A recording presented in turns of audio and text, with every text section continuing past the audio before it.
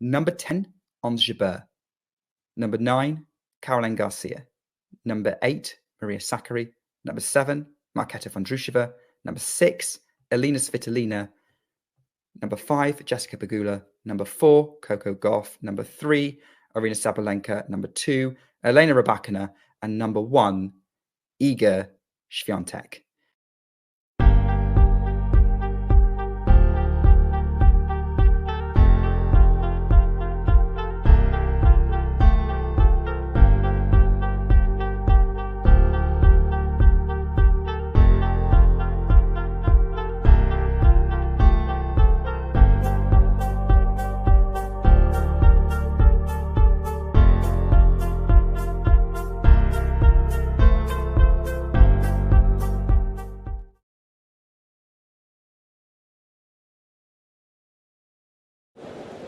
Ready. Play.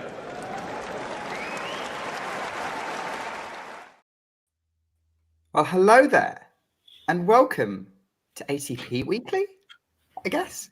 Yes, this is ATP Weekly. Sadly, Mario wasn't able to join this week, which is a shame because, let's face it, he's worth 2 of the Talking Tennis team, clearly. So I'm here to sort of sub in and host the show with our usual ATP expert, Mr. Damien Kust, and our special guest, our US reporter, Miles David. Miles, welcome to ATP Weekly. Hi, thank you guys for having me. The WTA is usually my bread and butter, but if I'm looking for something different, then the ATP is usually my biscuit and jelly. So happy to be here and talk some ATP news this week. Damien, yeah. How are you doing? You've literally just got back from a challenger, right? Yeah, probably challengers are my bread and butter. Usually, biscuit and jelly can be the ATP then. But yeah, of course, this is something that I usually do. I've had some WTA Weekly appearances as well, but here I'm almost every week. You guys can probably hear that I'm not too good in terms of my health, but well, Germany, we said goodbye to it. I'm back in Poland, so I'm clearly going to be back, in better shape in a couple of days. Yeah. Do you have any challenger trips planned? Not at the moment. I'm not sure yet.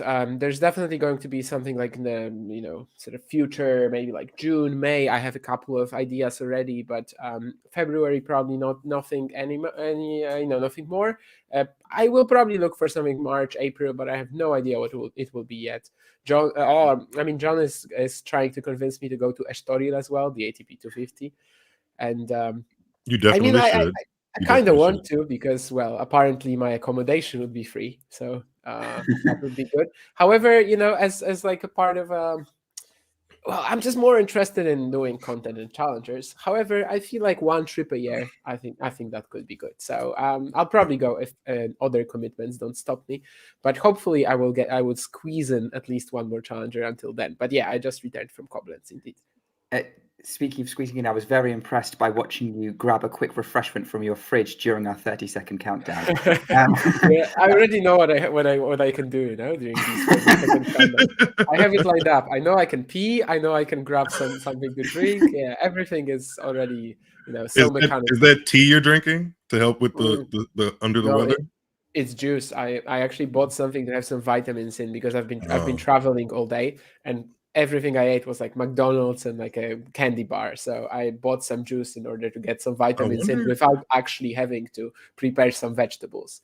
Fair. I wonder if that's in my future at the next event I go to. I hope not. I hope I can do a little bit better than McDonald's and candy bar. But you're in America, Miles. No. Is that a dig at our type of cuisine that we enjoy here? Yes, it is. I know it's coming from a Brit. Yeah, I didn't want to say that. You said that. Yeah, it's coming from Britain. I must admit, our cuisine is mostly borrowed, or not exactly healthy itself. But we're not here to chat cuisine or fool about with food. We are here to talk tennis. I guess while we're on the topic of challenges, is there anything interesting news-wise from the Challenger Tour, Damien? Before we look at the main ATP Tour.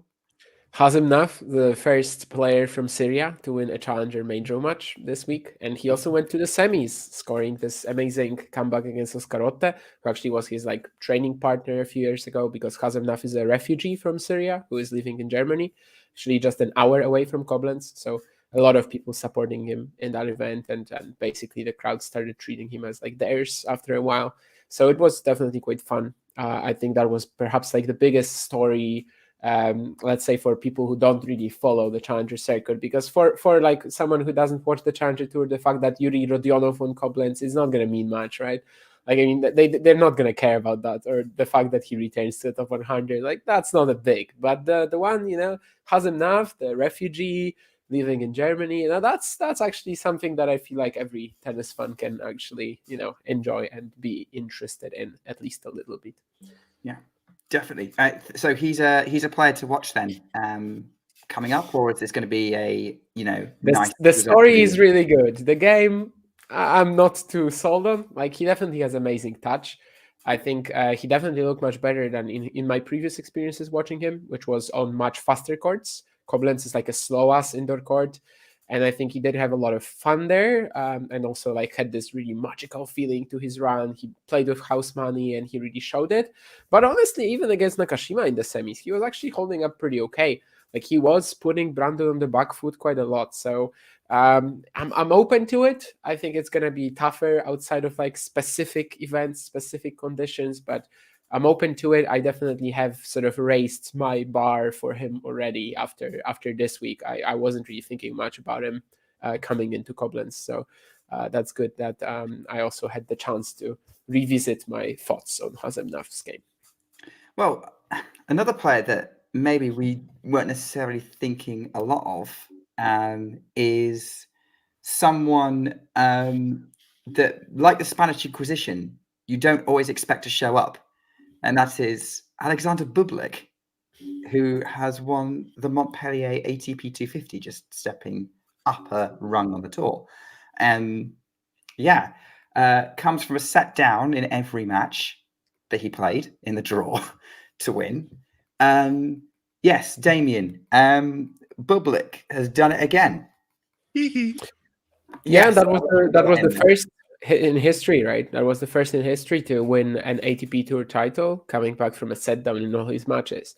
Obviously, the one against Shapovalov is like the most sort of eye-catching result, because he saves 3 match points in the second set in that crazy tiebreak. But yeah, overall, I mean, he played with insane determination. He was willing to grind it out. These courts aren't too fast either. Of course, he's won it before. He's won that event, so it's not like he can't handle himself. But I mean, he just was really willing to dig deep. I'm not one of these. I'm not like one of these players who are now people who are now going to be like, okay, so Bublik will break the top 10 very soon.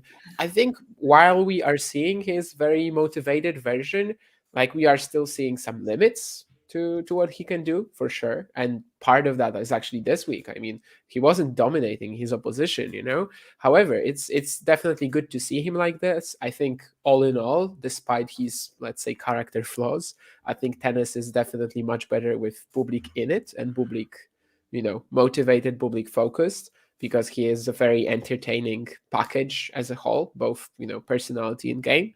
And I mean, to win 3 ATP Tour titles, especially since June, I mean, because I think overall he now has 4.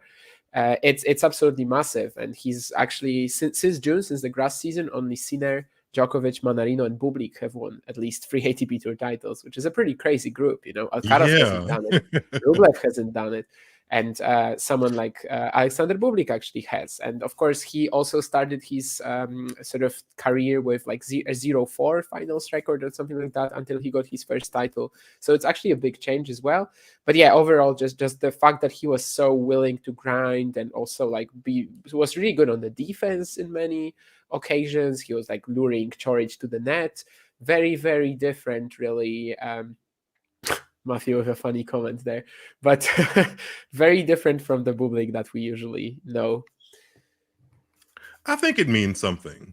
I think there is something to be said for, like, I say this often, but going to the net, shaking hands as the winner, and then like that added element of winning and holding a trophy. I feel like that means something in a player's career, and it's not lost on me that as he lifts his 4th title, he gets to his highest career ranking, which is 23. So I wouldn't go all out on a limb, and I kind of agree with you, Damien. Like, I don't think top 10 is in his immediate future.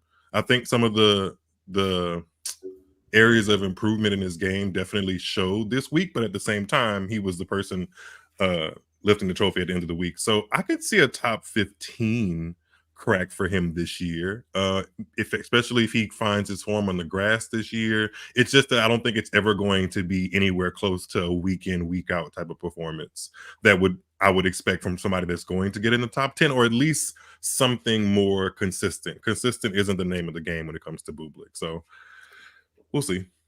Yeah, Tebaha Grass, he's got like very much, like a lot to lose, very little to gain, it seems. I mean, Wimbledon was at the 4th round against Rublev, and then also, of course, the Halle title. So, like, for me, the biggest thing will be whether he can actually start producing results in like ATP thousands on hard courts, right? Like, that's something he hasn't really pulled off. I guess that's probably the biggest, actually, like in his resume right now, both slams and the ATP 1000 level, I guess, that they're sort of like, lacking. I mean, no slam quarterfinals, of course, only that one second week at Wimbledon. And I think at the ATP 1000 level, he has like 1 or 2 quarterfinals. But yeah, these are the sort of areas where he's lacking for sure. And right now it could be tougher for him, maybe even because we have all these bigger draws, right? So you need to win more matches to get somewhere. But yeah, if he can start earning points in these events, that would be pretty huge. I think 4 or 5. Sorry, Nick, I didn't mean to cut you off. I was just going to quickly say, I think he won 4 matches to win this title. 1, 2, 3, 4. 4. I actually think 4 or 5 matches in a row is kind of where he caps out. I can't see him putting together 7 without one huge, like, just Bublik performance, you know? I mean, here even the first set against Chapo, right? I mean, he went 1-6 down. I mean, he saves 3 match points. Or 3 or even more. I think it was 3, right? Never mind. 3 or 4. I think it was 3. It was a few, yeah. I mean, look, there's a few things to unpack there. I mean, I'm wondering with these draws whether, we're talking about Bublik at sort of 1000 and major level, whether either he struggles a little bit against sort of like the actual top 10 players, that elite tier, or whether he struggles a little bit more when things really matter and he has to focus. Whereas here at these levels, he can kind of play around a bit, he can relax and he can play his game and enjoy it. That's just a theory. I'm not a psychologist, so he can call me out for walking out of somewhere. It makes sense to me, Nick. A friend of mine just said, a friend of mine that actually coaches tennis at like a high school level finds that a lot of the players that are super successful at that level are the ones that don't have all of their stock in tennis. They're kind of just like athletic kids, and they can have fun with the sport because it's a game at the end of the day. And I feel like Bublik has a little bit of that in him. Like, it's this 250 to 500 level allows him to kind of literally just play on the court, and he's good. He's probably his best when he's just playing and having fun, and sometimes it comes off a little bit unprofessional, or like he lacks real care in what he's doing. But at the end of the day, we like to add different layers to it. But tennis is really just a game, and it seems like he thrives in taking off the pressure, which would make sense as to why he doesn't play his best in really high pressure situations, because it becomes probably too much for him. By the way, just to mention what Nick was talking about, like the top 10, he has an 8-20 record against. In the slams, it's 1-4, but I guess it's not a big sample. But yeah, also I think that Wimbledon actually, for the reasons that you said, that Wimbledon run was pretty big, because everyone was looking at him as like one of the potential contenders after Halle, and he delivered. Like, if you're losing in the 4th round to Rublev in 5. That was absolutely like delivering on that. So I think that was already a big step for him. The fact that after winning the title and sort of being on everyone's minds, he actually also performed well. Of course, Australian Open, for example, was horrible, but it was horrible for him. But well, it happens. If anyone could be immune to the Halle curse, it was Bublik. He's a special character, that's for sure. Have he and Kyrgios ever played each other? Halekers. Oh, okay. That explains so much because I understand. I mean, you don't even want to know what I understood, but Halekers. It makes sense. Clearly, I've said something very inappropriate in another language. Not really. It was actually in English, but yeah, Okay, sure. never mind. I think Moving someone will on. probably get Moving it in on. the chat. You know? We'll I got it. I got it. move it on. Yeah. Have Bublik and Kyrgios ever played each other? I think they have. Explosive. I think Yeah. they have. Yeah. Also explosive was that first round match for Bublik against Shapovalov, which is the match where, as you said, Damien, Bublik saved match points, and it was really pretty much decided by that second set tiebreak.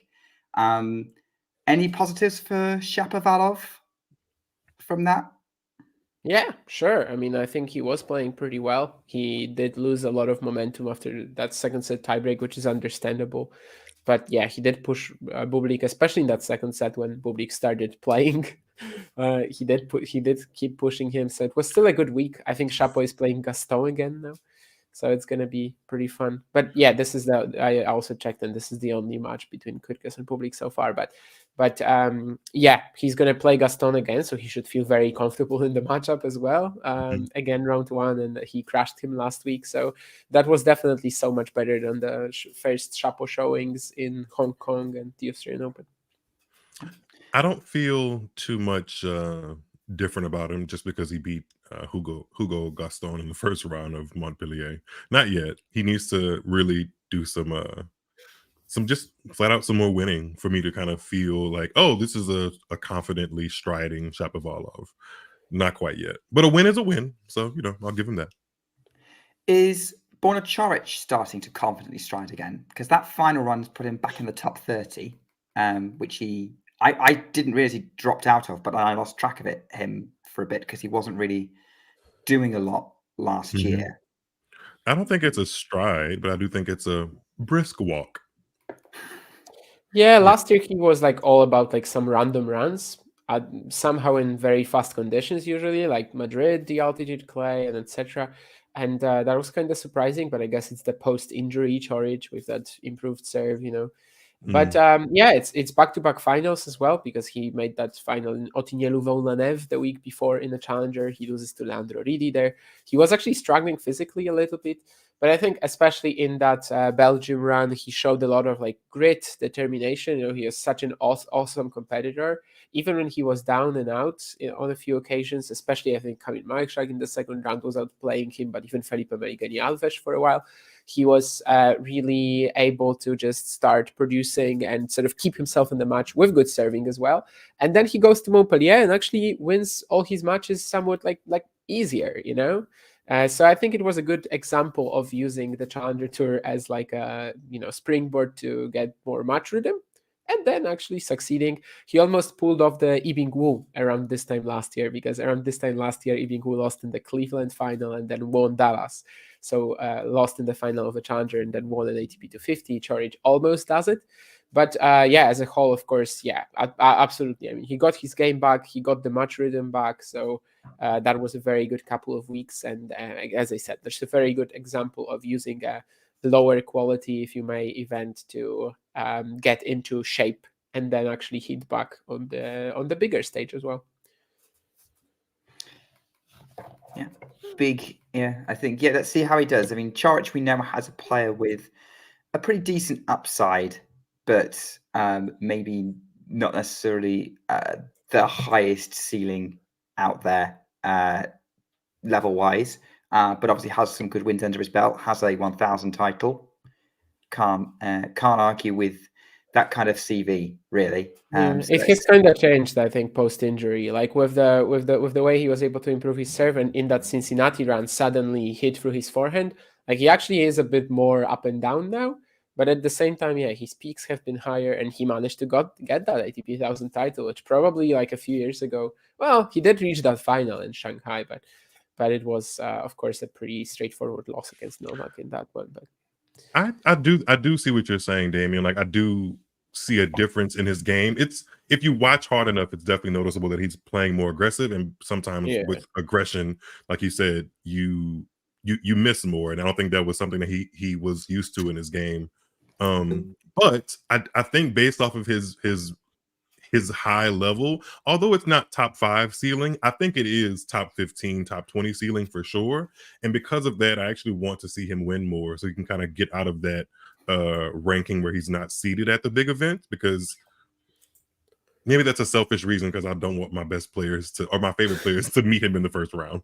My But favorite players nice. aren't seeded, so I don't mind. Your favorite players are no longer playing, Damien. That's true. That's true.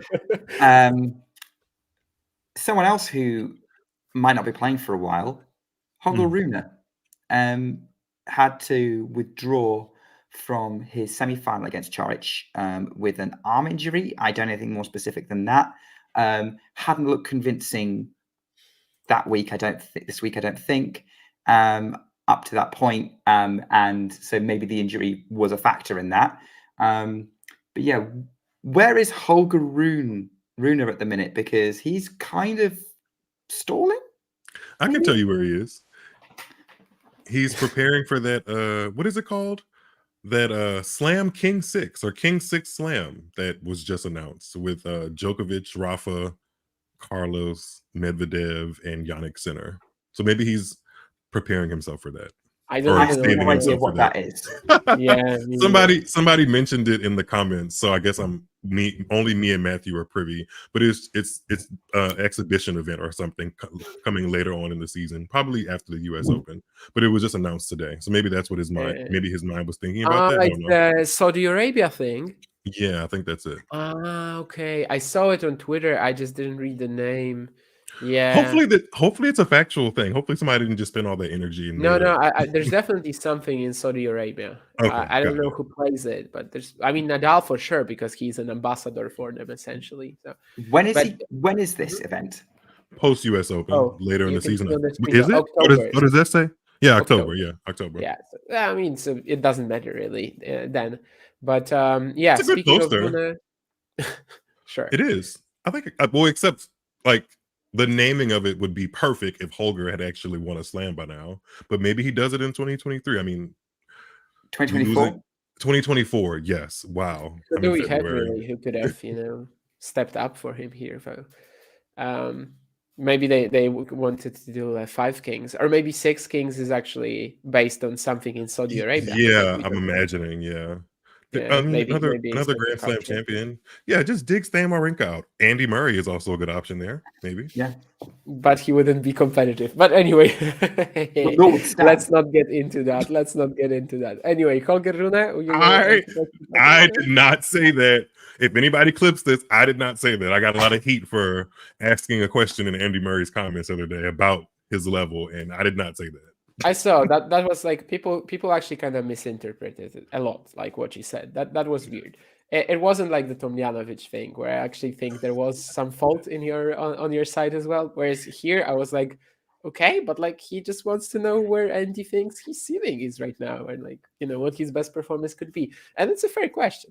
Anyway, maybe it's because of your other your other tweets that people assume things. But anyway, they assume and misinterpret. But Holger Rune, yeah.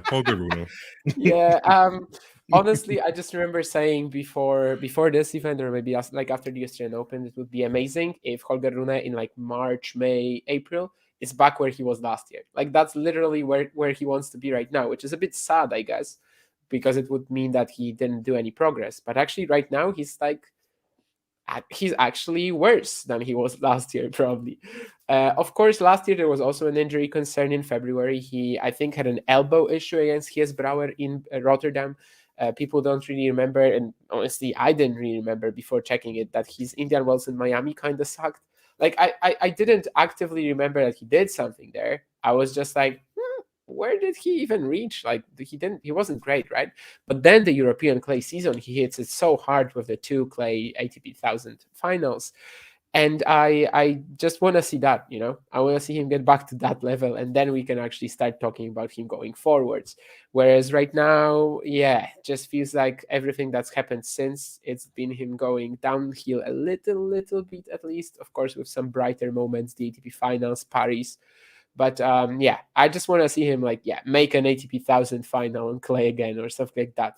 Just so that we have Rune in the same spot where he was last year. And currently he's not really there, and of course an injury issue is not amazing, and we'll see.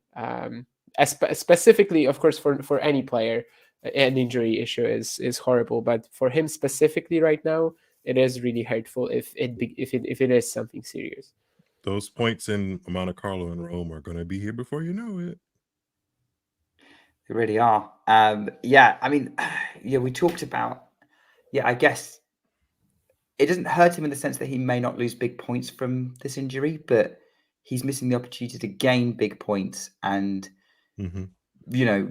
everyone's talking about him as like the leading of the chasing pack for the top 4 at the minute. But, he's what 7, 8 in the world right now. Sorry, what was that? He could be 25th, and he would be in the top 10 of my power rankings. I don't really care. Oh, really? Really, Damien? Wow, yeah. I didn't know that. Why not? Well, I do see him like in this part of the season, like Indian or like this mini indoor swing post Australia, and then going into Indian Wells and Miami. In theory, I feel like this should be a good setup for Holger Rune, but an injury potentially. The arm looked fine when he gave a handshake to Bonator. It's not that a handshake is indicative of an injury issue all the time, but it didn't look super serious. Like I didn't leave that retirement announcement in the match looking at it like, oh, this is going to be something that lingers. Hopefully it isn't. He also put out a tweet that says health first. So maybe he's just thinking about wanting to have good runs in the next couple of tournaments because there's opportunities there. So I don't know. I think I'm still on the Holger Rune train, I guess. Just maybe in the back, but still on the train. I'm still in the front, I'm still doing the choo-choo and adding coal to the furnace. I'll catch the Rune train at the next station. I was very impressed with him with those 2 Djokovic wins, but his game style is not for me. And I was much. What is his game style? Like, what is his game style? It's a serious question. Yeah, I don't know. He doesn't know it. He doesn't know it himself, and he still hasn't found that identity or whatever. And I'm not saying you always have to have like a very strict player identity, but it kind of helps, knowing what you should do on the court. And he doesn't have it yet. I mean, he literally has not progressed a bit even since, I don't know, let's say last year this time.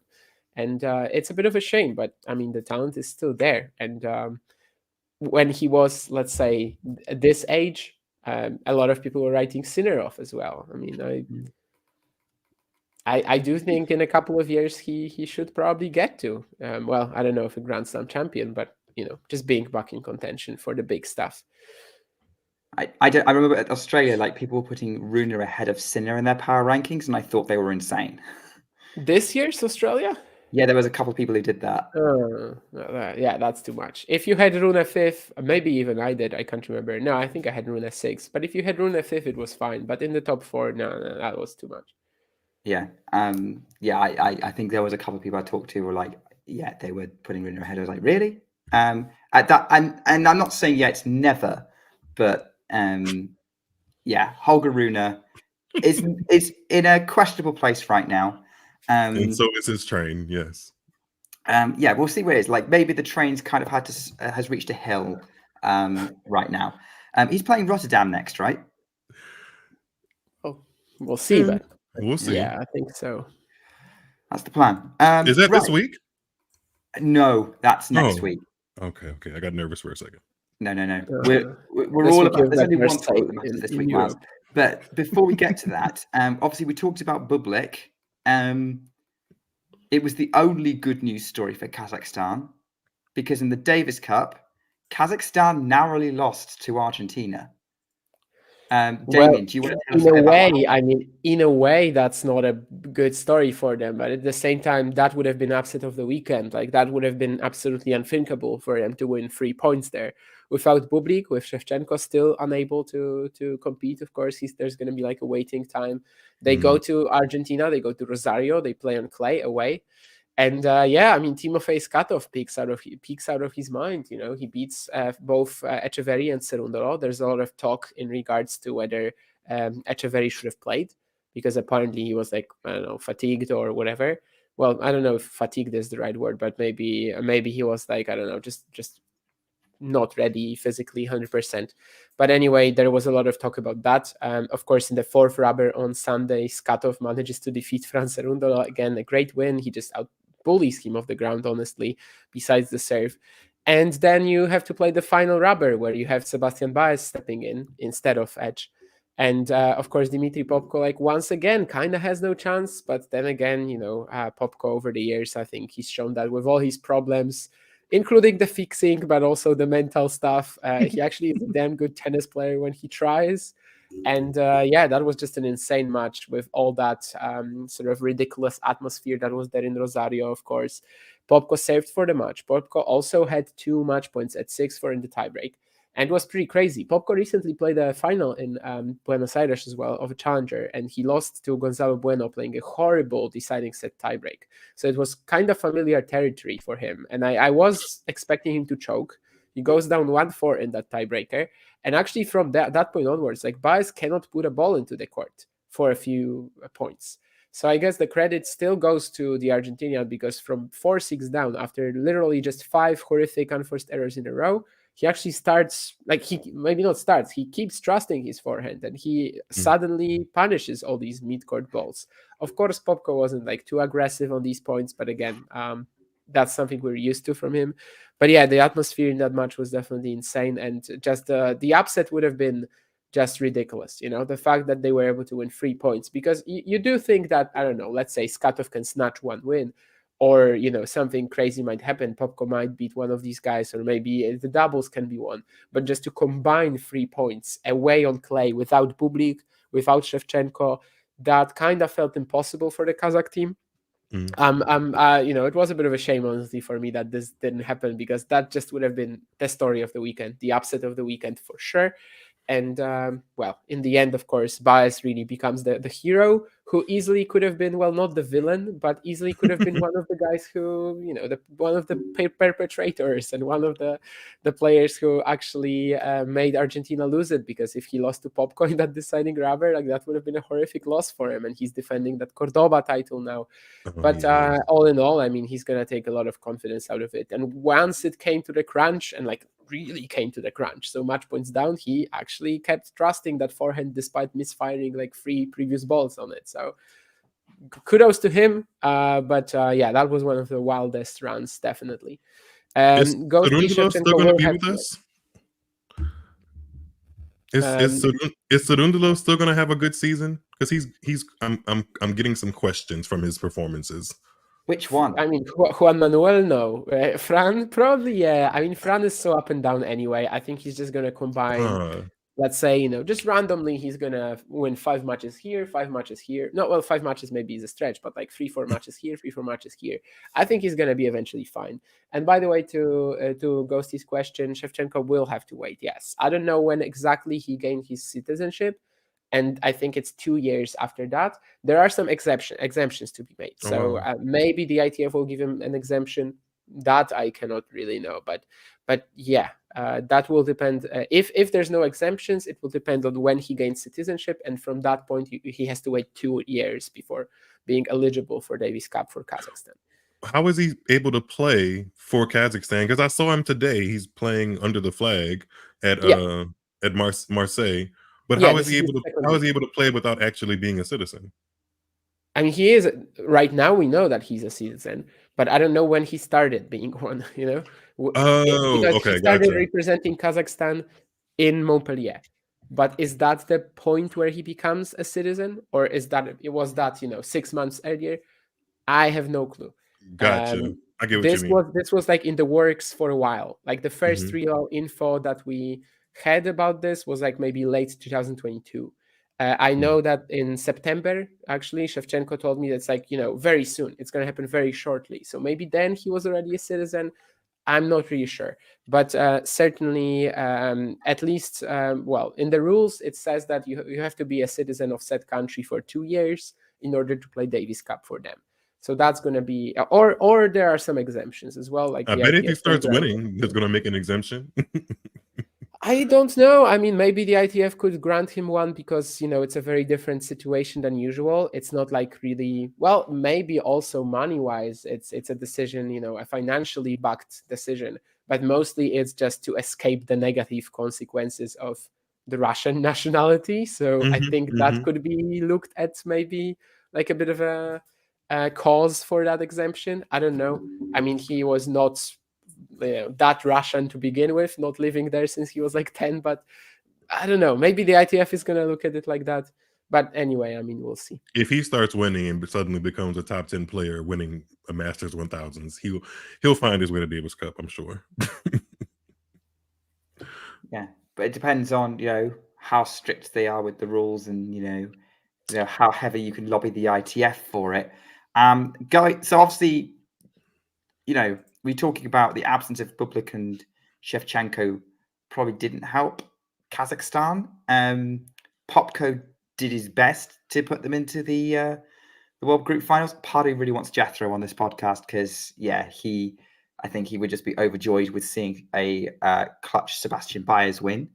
But yeah, that seems to be, we've talked about sort of, missed opportunity for Kazakhstan. How big an opportunity have we got for Argentina in the finals? I mean, the conditions don't really suit them, right? But they do have like a world group type of team. I mean, for sure. Of course, Argentina is very strong. I mean, France Cerundolo can play indoors. Echeverry right now can play hard courts indoors. Baez from time to time even, right? They do have very strong doubles still. So, yeah. So they qualified to get to the World Group stage way later in the year in like September. post-US Open. Okay, yes. got it. Yeah, post-US Open. Yeah, post-US Open, yeah. Okay. Yeah. So we're not going to get any Davis Cup World Group action until September. And then there's the finals essentially in not going to get November, any right? Davis Cup action below, let's say, World Group 1, World Group 2. They all restart in September. The only action until then is like some third group, very random teams basically. But now the Davis Cup works like that, yeah. And what is it in November? Like with Yannick Sinner and The Italy? finals, the last 8. The last 8. In September, they play the group stage now. How many countries are in that?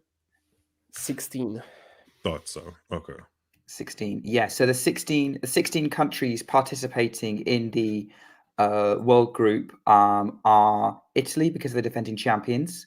Australia is the finalist from last year. Great Britain has a wild card. Spain has a wild card due to being the hosts. We've got Argentina participating, as are Belgium, Brazil, Canada, Chile, Czech Republic, Finland, France, Germany, the Netherlands, the United States, and shock, Slovakia, who beat Serbia 4-0. Somewhat unexpectedly. I don't know if it's a shock. Maybe it's a shock that they won 3-0, but overall that they won. One thing that we have to say here, the Jakub Bobro Player of the Week, which has been given out sort of like, irregularly. This time we gave it to the whole Slovakian team, which you can see right now on the screen. Of course, the main sort of stars being Lukas Klein, Igor Zelenay, and Alex Molchan, the guys who actually played. And, the guys, the two ones on the left here, and also Alex Molchan, of course, holding the flag on the right.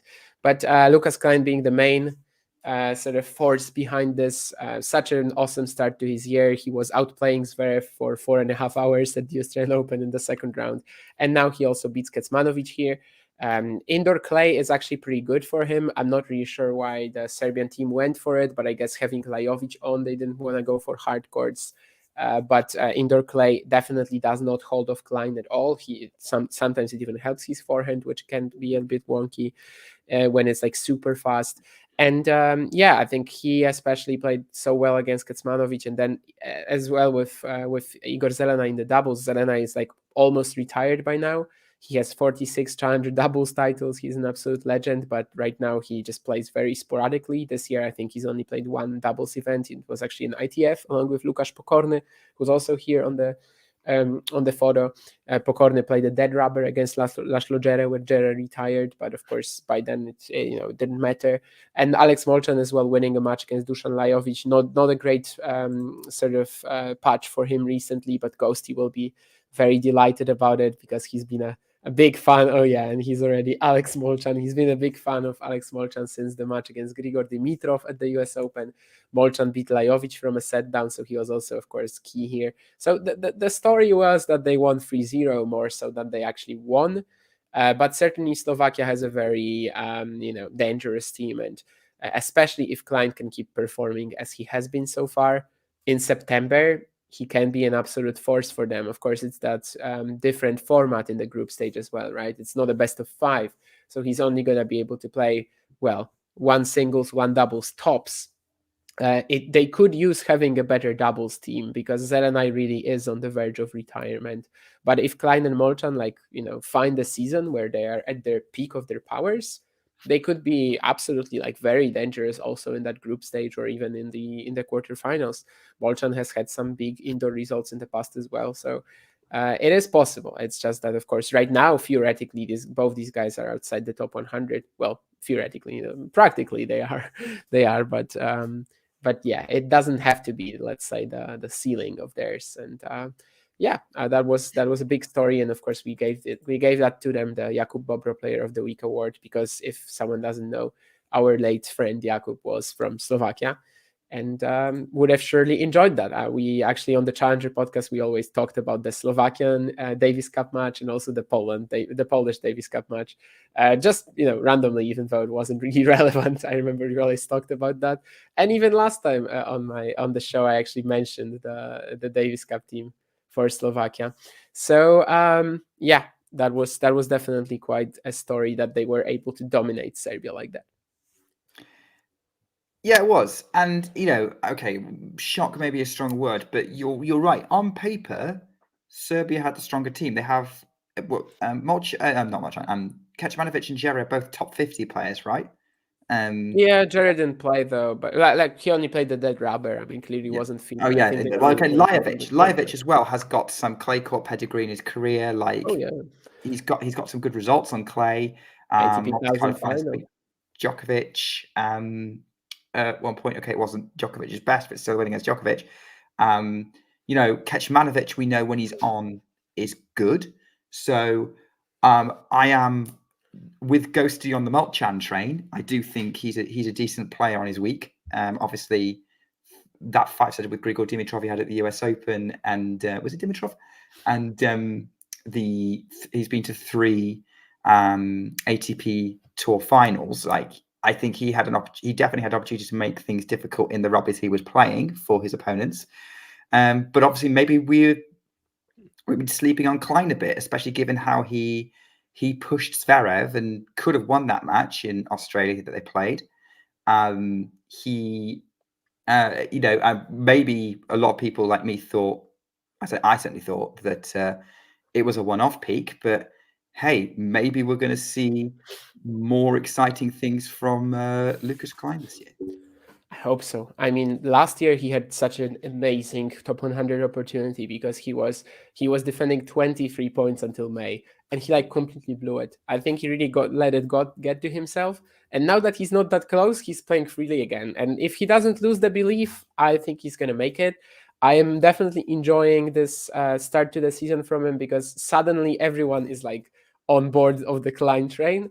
And for the past 2 years, it was mostly me just sitting there and come on, guys, no, he's better than this. He's better than this. But of course, yeah, I don't know how long this is going to last. He's definitely a player who can get hot and cold. And I think he has a top 100 peak. I don't think he's going to spend his whole career in it. I do think he has a top 100 peak, though. I am hoping for it. And yeah, that match against Zverev. So one thing that maybe has been even pissing me off, actually, was that on Twitter, most of the reactions would be, oh, yeah, Zverev usually losing sets in the first rounds of a slam. I mean, yeah, if you watched that match and you didn't see what was happening there and that, Zverev kind of didn't have anything to say for 4.5 hours, could only defend and serve well. Then it's a problem with you, not with the actual game, not with the actual sport, not with the actual players. it wasn't like the fourth round against Norrie, where Zverev was just tentative and giving him the ball. He kind of was, dominated for 4.5 hours, which of course he ended up winning the match, and he did it in in style. Definitely played at his best in the most important moments. But yeah, that was a very good showing of what Klein can do against basically anyone when he's playing like this, when he has so much fire in it. So I hope he doesn't lose it this year. I hope so too, because it'd be a great story of something starting off.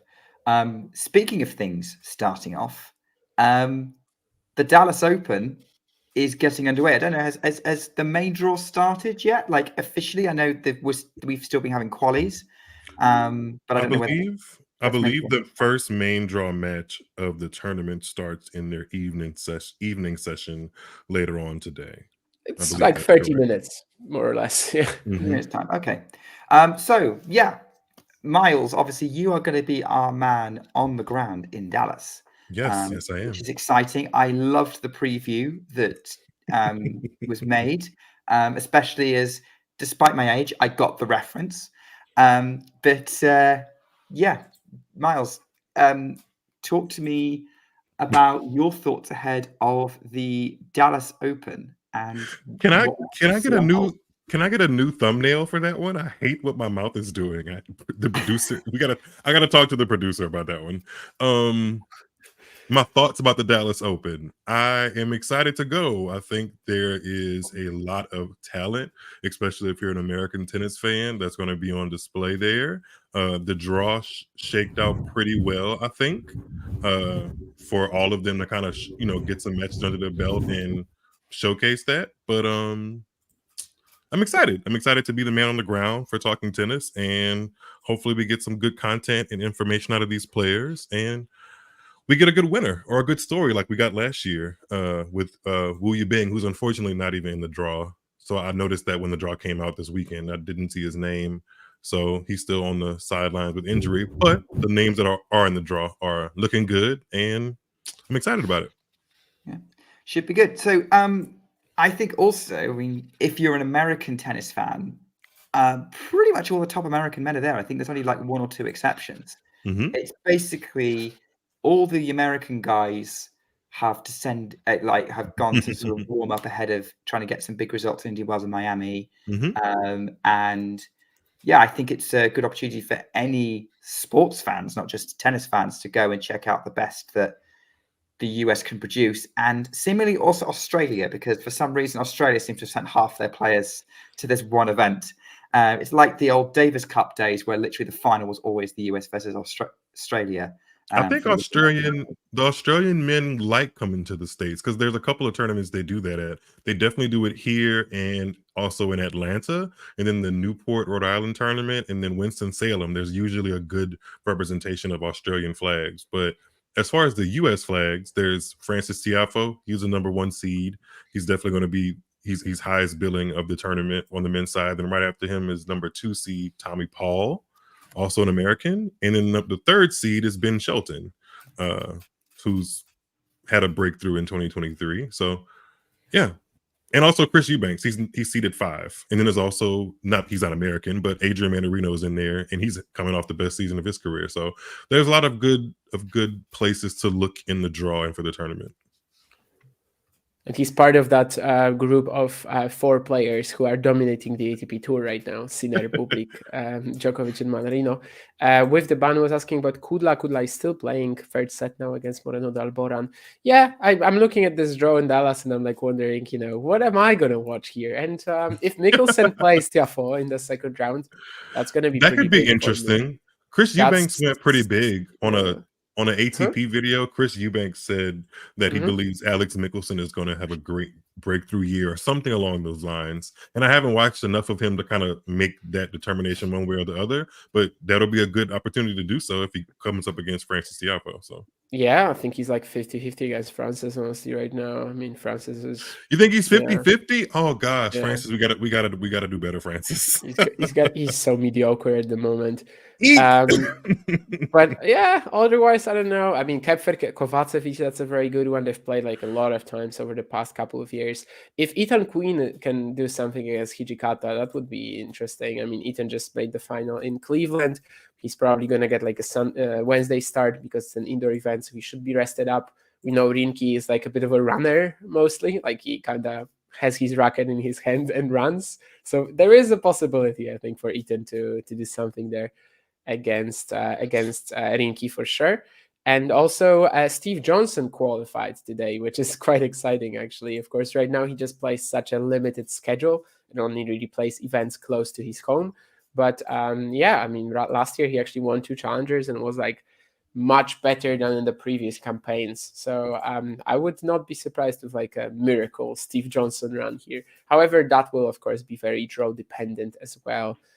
We still don't have, where the qualifiers will land because a couple of matches are still going on. There's also a lucky loser spot already opened up.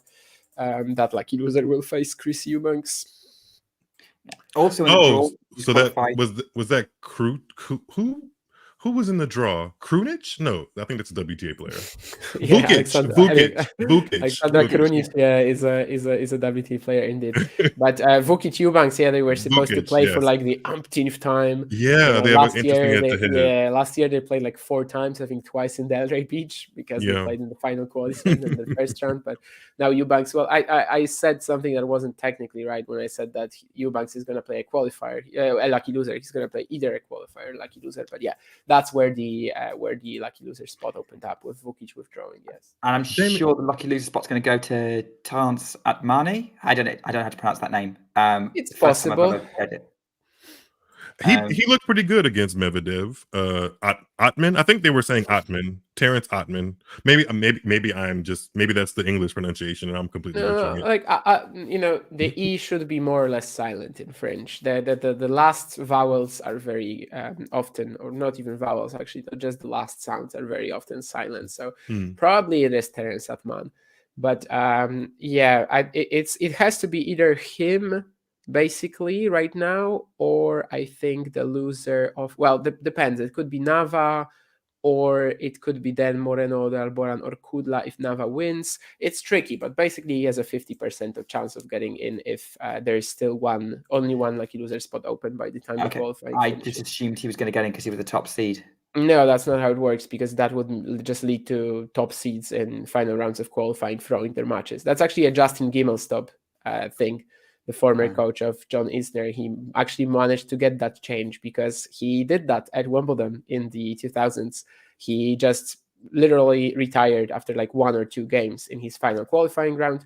Then he made the main draw and he won a few rounds as well. So basically, after that, they decided to change it. No comment. I have comments, but I'm going to choose to say no comment.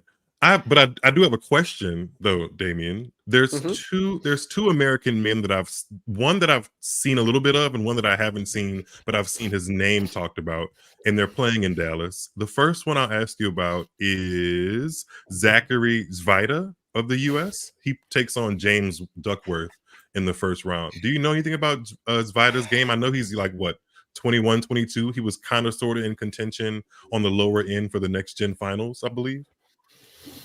Yeah, sort of. Yeah, actually, yeah, he was pretty close. Yeah, he's a fun beast. I mean, I really don't know what to think about him. I think he has like a pretty Team Smichek type of game, It's never going to be like a full-on ATP Tour, let's say top 20-ish player, but he will get into the top 100 at some point. However, I don't know if I want to see it. Like, he is just so passive, He has some pretty decent shots defensively, for sure. Like, the shot-making potential is there on the defense. The backhand down the line is a bit of a trademark, but his forehand especially gets so pushy. And, like, when he's playing just maybe with a little less motivation, a little less focus, he can lose to, like, straight up anyone because people can crash that second serve. Of course, at the Australian Open qualifying this year, for example, he managed to beat Alexander Blocks in the first round, and you're like, okay, yeah, so he's actually playing very well. He might get through, and then he loses to Omar Jasika because he simply runs into someone who doesn't pressure him, and he has to create something himself, and it's really weird. I used to say this about Svajda because he actually played the US Open twice with a wild card because he won Kalamazoo twice, the boys national championships in the States. And I used to say, he also did well, by the way, like 5 sets against Lorenzi. That's a legendary match a few years ago, 4.5 hours, I think.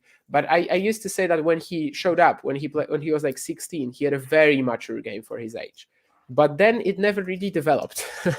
I mean, for like the next 3 or 4 years, he still had that same mature game for 16, but it wasn't as mature for 20. Of course, last year was a big step up. He won like 3 challengers, but it was in the States, the feeds weren't that amazing. Yeah, I do have a lot of reservations. Now, can he beat Duckworth? I mean, this is pretty much his level, right? So yeah, sure. I mean, he doesn't have to lose that much. But even recently, some of the losses that he's taken, especially the Indian Wells final against Blaise Bicknell, that was one of the most embarrassing performances I've ever seen in my life. Like, really, he must have gone off the court thinking, what have I done? He was extra pushy on the forehand. He was just throwing everything out anyway for some reason, and the second serve was just ripped to shreds. Like, to me, he's not different to that. Also probably doesn't tell you that much, but he's not that different to like Dalibor Szczina, for example. Dalibor Szczina qualified in Montpellier last week, but to me they're pretty similar, like pretty decent hands, but the second serve is so awful that like from time to time they're gonna make a very aggressive player just pay for their mistakes, be so good, be varied on the defense as well to really make them miss a lot of the time. However, when they face someone where they have to inject pace and they have to like create opportunities for themselves, it's just such a mess. And these styles, I think, just have been pretty tough to get consecutive wins with, like on the ATP tour as well against this caliber. And I think he will probably break the top 100 at some point. But yeah, I'm not too excited about Svajda's game. No. What about Alexander Kovacevic, somebody that I've seen a little bit of? I think he got a win over Cam Norrie in Los Cabos last year before the US Open. That's one of the matches that stand out to me. Does he have a top 50 or so game? Maybe, possibly. He could. I do think he could. Of course, I think last year was such a weird season for him as well because he didn't win. He didn't win a match for 3 months on clay and grass, but at the same time he won 4 challengers, so he was very close. Of course, now he actually breaks the top 100 with the Australian Open run, which was just qualifying and winning a match, but that was enough. But yeah, I think over the years he has had a lot of good development. He was always one of my favorite Americans going out of college because he would just show up at a challenger, make a semi or something. But he's done a lot of very interesting development in that. At first you would think just, okay, this is a guy with a pretty big serve. Actually, he developed it too, but also just, on all-out attacker, great forehand. Backhand is a one-hander, and like most of the time it would be a weakness. But actually, a lot of big wins he's had recently, he's like slowing things down. He's playing very intelligently on that backhand side and slicing, and actually just maybe growing as a match player, understanding more of what he has to do. And actually a ton of matches that he's won, a ton of important matches recently, even a lot of these challenger finals last year against Borges in Shenzhen, against Clear Jr. in Temuco, against Yibing Wu as well, that one in Cleveland that I already mentioned today. He actually won them by like really turning that weakness of his into a proper strength. The players were targeting that one-hander, just hoping for errors. And it was actually much better than sort of you'd think, because he was even bringing them forward with the short slices, or just slowing things down and eventually getting some errors. So he has definitely sort of changed up his game over the years. But ultimately, I think he's going to be a pretty interesting ATP Tour player. Probably not a top guy, but I think top 50 potential is pretty solid for Kova. The problem for him, I guess, sort of now, just in the near future, is that he's defending 2 challenger titles now. I think maybe one has already dropped, actually. But as I said, he didn't win a match for 3 months last year. So I think there's clearly going to be a lot of opportunities to cover that as well, especially if he goes for like a different different scheduling this time, because last year he went like very heavy on the clay. And I guess I understand the idea, because he was just trying to sort of think for the future, right? That I have to get some clay experience, but not winning a single match, that was a bit painful, of course. And then eventually, I think it did sort of leave a bit of a stain on the rest of his season as well, and that his confidence wasn't as high. But maybe if he goes to like South Korea right now in April, if he plays that swing, that could be pretty huge for him. And maybe he actually farms up points here, or maybe he goes deep in Dallas. But I do think that first match against Dominik Kepfer is actually like very tough. Kepfer, is just both a gritty competitor, but at the same time that lefty, sort of the return skills that he has. Yeah, Kepfer is just a bit of a nightmare to play. So I don't know if Kova will beat him. I think he's like 1-2 in the head-to-head against him. But Kovacevic has been a lot of fun to sort of watch him grow over the years. And as I said, even though he was definitely one of my favorite players when he was still in college, and I was always saying that, I really want to see what Kovacevic does when he graduates. But all in all, he now plays a very different game than back then, and he's still very successful with it. And he's been a lot of fun to just watch develop. Brilliant. Well, that's that's Dallas Open. Lots of exciting, big name American talent, up and coming American talent. Another name you could throw in the mix is 19-year-old Ethan Quinn, who's got a wild card into the main draw. Obviously, we'll see who comes qualifying. Tennis Sandgren's just qualified as well. Former thorn in Roger Federer's side, and probably a few other people's sides as well. That's so it's fairly. It looks like it's basically going to be most likely an American player, an Australian player, a French player, or maybe a Japanese player who wins it. All are fine with me. I'll be happy to report on any of it. So you're being very neutral, Miles, and you're not going to be playing favourites this time. Something maybe like after that. the tournament. After the tournament, we can tell you how you really feel. Something like that. You will be on Twitter, but you won't be on the actual stuff. We know which two players you'll be excited for. Well, I know one, but the other. Oh, okay. There's a couple. There's a couple actually. There's no, more actually, than one. I don't know which one you mean. I mean, definitely Tiafoe, but We'll the other one, I don't know which one. I don't know if I'm excited for Tiafoe anymore, Damien. You just called it mediocre like 15 minutes ago. I mean, mediocre for his standards, Okay, fair, yeah. Fair enough, overall. I was just saying that for his standards, he's very mediocre right now. And to me, that's not far removed from Alex Michelsen level right now. But Nick Carter, tell me, which second player did you, what are you thinking of? I mean, so the two players I was thinking of were Tiafoe and Shelton. Mm-hmm. Shelton, okay. Yeah, I think I'm definitely going to be set for both of their matches on whenever they happen. Hopefully Wednesday or Thursday. I get there Wednesday evening, so we'll see. And then I'm anybody's matches I'll be thrilled to watch. But yeah, those two I'm rooting because it could potentially be a final. I think that'd be a fun watch. Their US Open I would love to see a Tiafoe versus Shelton final. Yeah, Ghosty, it's not Tennis Sandgren. Sorry to disappoint you. Well, I think we're gonna have a great time in Dallas, and the great thing about this week in the ATP Tour is there's a couple of other 250s happening at the same time, which will keep us occupied in other time zones as well. Well, one of them is going to be in a similar time zone, I think. So I guess the first one, let's talk about Cordoba because that's going to be fairly quick. Probably going to be won by an Argentine.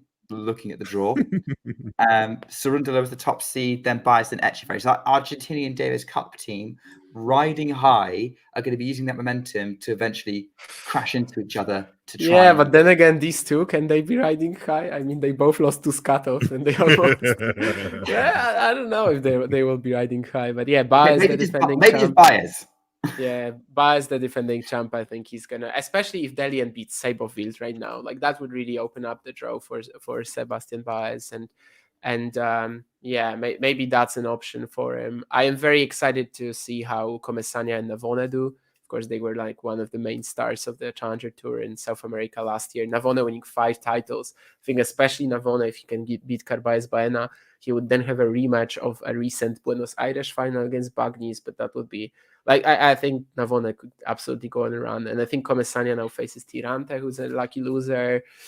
The possibilities are endless, really. Diaz Acosta as well, of course, had such a big rise last year, and in the Golden Swing, he like still didn't amass any points despite going for like 3.5 hours against Nori. So he has a lot to gain as well. There's a lot of like, again, Argentinians, but I think Diego Schwartzman could have an Indian summer run. Yeah, no. No? Okay. I'm acting on Jethro's behalf. He could, but I'd like to see it. I'm tired of seeing Diego Schwartzman's name just kind of loss after loss after loss. He's a good enough player to get it together, I think, one of these days. He's also I would end the sentence after I'm tired of seeing Diego Schwartzman's name. Because I am. Like literally I am. I don't understand his approach. I don't understand why he didn't like look for more match rhythm somewhere, didn't play, let's say, a South American challenger at the end of the year. Brasilia and Temuco, I mean, points were lying on the floor there really with how weak the fields were and like full of clay court there, despite these events being on hard. If he wanted to play on hard, if he wanted to play on clay, a lot of options as well. I don't really get it. I think he's kind of going through the motions in a way. Like he's desperate to stick around the big stage, and he's not really been good enough. Obviously, he can wake up, and I'm a little surprised even that match against Buruchaga is like sort of priced so closely. This is definitely a good opportunity for him to grab a win, but if he doesn't, like it's a bit of a do or die match, honestly. Okay, so very high stakes match for Diego Schwartzman and his fans. Before we move on to the last ATP 250, what do you think of Elna's comment that Munar's got a chance of a run in Cordoba? He's just won his opening match. He's going to play Cerundolo in round 1. He plays Fran Cerundolo if he can upset him. Sure. Why not? I mean, Fran Cerundolo, as we said, he lost to Skatov. He is so up and down. Even last year in the Golden Swing, I remember him sort of struggling at first to play himself into form a little bit. Of course, then he again has a ridiculous run in Miami somehow. So, I mean, I never really expect too much consistency from Fran. So it's possible. I think Munar has a very real shot at upsetting him, And the last 250 is in Marseille, which has some decent names in the field. It's got Hubert Hurkacz, the top seed, Grigor Dimitrov is the second seed, Khachanov is third. You've got Umber, Davidovich, Vikina, Musetti, Ogier, Alisima, and Lehechka are the top 8. You've got, I'm literally looking at the draw right now, Andy Murray taking part, for those of you who are fans, Denis Shapovalov, we mentioned only earlier. For one match, so. Yeah, I think you and I have actually predicted the same thing happen against Mashak. Mahach, whatever. No, because when you say it like this, it sounds like Kamil Majchak. I don't know. John says it the same way, actually. But never mind. Of course. It's not similarly spelled. But anyway, like Mahach is probably the correct pronunciation, but honestly, I say Mahach too. Anyway, what were you saying, that we are predicting the same thing? I think we're both predicting Mahach to win that match. Oh, that we're both predicting. I'd like to see Andy Murray win because the next opponent is Lorenzo Musetti, just for fun. Honestly, Mahach against Musetti is more fun to me. Okay, fair enough too. Fair enough. But both matches can be pretty good. I mean, I don't know. Andy doesn't really spike you with confidence at the moment. Of course, he's still like technically winless for the year as well. And I mean, tough times coming up for him soon, because honestly, with that Doha final, if he drops it without getting any wins, then he kind of has only challenger. But those challenger points need to be defended in some way too, right? Because those are going to fall off. Yeah, sure. I mean, he's going to defend them on grass probably, but that clay 175 that he won, that's not a given. Eek. Do you think it's a given that Felix Auger-Aliassime and Zhang Jijin win their first round matches for a second round clash? Because I'd like to see that. Zhang plays Alexander Miller, right? That's not a given. And Felix plays Quentin Sebastian Domingo over the weekend in China versus Slovenia. Zhang lost to Sebastian Domingo, who's a pretty solid college player, but like in the ATP rankings, he's 107, I think, right now. So that was a pretty wild upset. Zhang can kind of lose to anyone. And I think he's had matches against Miller as well that were pretty tough for him. I don't think that's a given at all. And who is Felix playing? I don't He know. plays Quentin Hollis. Oh, yeah. That would be a pretty big... Quentin Hollis, actually. I think that's how you pronounce it. Alice, because the H is silent in French most of the time. But yeah, Quentin Alice. And yeah, I don't know if that's a given. I mean, Alice has been off for a while. He, of course, has a lot of indoor potential with that ballsy play style and a huge serve. I think over the weekend he played Davis Cup, France. He did. Against, I saw that Chinese randomly. Taipei, right? yeah. France against Taiwan, and he beat who did he beat? Mandarino played Tung Lin Wu, and Alice must have played no, it wasn't Yu Su, I don't think. Oh, it was Chun Sin Seng, I think. So it wasn't a big win, definitely not. But I'm excited to see that match. I mean, Alice always has a shot against anyone really for an upset. It's gonna be a serve fest, so bring it on. Found another American name. I found an American name that isn't playing Dallas. Sebi Corda. Yeah, that's interesting. Cressy as well, right? Cressy, yes, but I was going for like the bigger name.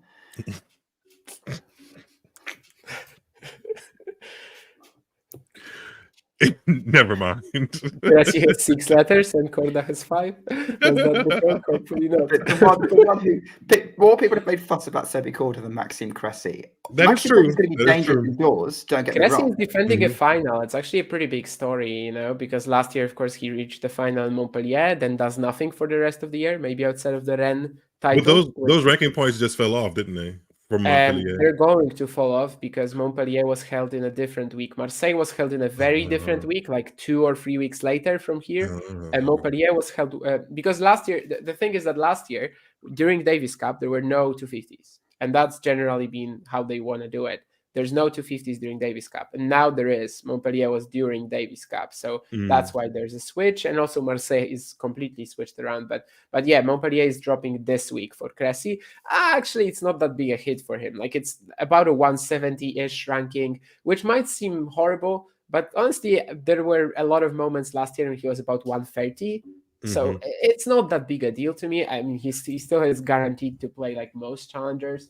95% challengers, let's say, maybe outside of the 175s. But he actually seems to be like inspired a little bit. I don't know. I mean, he qualified with 2 very solid wins. Who was it? Martin Dam definitely today, and yesterday it was Jorda Sanchez. I think he didn't even get to a tiebreak with them. Maybe. He's got Rinderknecht in round 1. That's fun. I think they also played a few times. Yeah. That'll be a fast match. But that court is playing slowly, according to Roberto Batista Agut, who I caught some of his match against Gasquet today. And I think it should be an absolute crime to have an indoor hard court play slow. That should be a crime. But that's the ATP Tour always right now, right? Well, everyone should get locked up then. There's no ATP Tour indoor hard fast events anymore other than like ATP Finals, Basel maybe. Most indoor hards are terribly slow. I think Marius Kopil tweeted about it last year as well. Saying something that he was just like watching maybe Stockholm or something like that. And no, Stockholm is pretty fast, but like, he was watching some event and basically he was like complaining about it. Obviously he would like a faster surface, but yeah, I do. But Rinderknecht Cressy, that's a fun one actually. I didn't know who Cressy was going to play, but I think in early 2020, they played 2 challenger finals in Canada and they were both very entertaining. Like I don't think it was back-to-back weeks, but maybe like a week of a break. So that's pretty fun. But yeah, maybe Cressy has some magic left in him for this week. Corda, I wasn't even looking at the draw too much, honestly. Just the qualifying is what I'm familiar with. Yeah, Corda's got Hugo Grenier in round 1, who's a qualifier. Winner plays Dimitrov. Do you remember last year in Madrid, Hugo Grenier beat Sebastian Corda? Probably going to happen. Well, maybe it will happen again. That was Corda's first match since the Australian Open, right? That was Corda's first match since the Australian Open then. And I think that played a part. Let's just say that. But Grenier today had a crazy comeback against Zapieri from 3-6, 3-5 down. And he actually won that match and qualified, yeah. All right. You are now up to date with everything ATP. And we will be very up to date with everything from Dallas because Miles will bring you as much as you possibly can from Wednesday onwards. Keep an eye on everything else that's going to come from the channel. Keep an eye on any live streams we kind of put out there. Damien, thanks for coming on, rushing on from Germany despite being sick. Go and take on as many vitamins as you can and be well. Miles, keep yourself, look after yourself. We need you fresh for Dallas. And thanks all of you for joining. ATP Weekly will be back. You'll be glad to hear, probably without me at the helm this time. Who's gonna be glad about that? I won't. I mean, let's face it, clearly today I was out of my depth because I'm the WTA guy, and you can catch me on WTA Weekly coming up this weekend, where I saw a lot of Emma Raducanu chat. More than willing to chat about Emma with you lot on that show when we see what happens in Abu Dhabi. And I'm sure Damien, hopefully Mario, get well soon, Mario, we'll be doing ATP Weekly to look at the fallout of what happened in Dallas and Montpellier and Cordoba and start looking ahead to Rotterdam and the 500s coming back. Thanks, guys, for coming on. Thanks you all for watching. Take care and keep talking tennis. If you enjoyed this video, make sure you hit that like button. Don't forget to subscribe and click that notification bell so you don't miss out on all things tennis.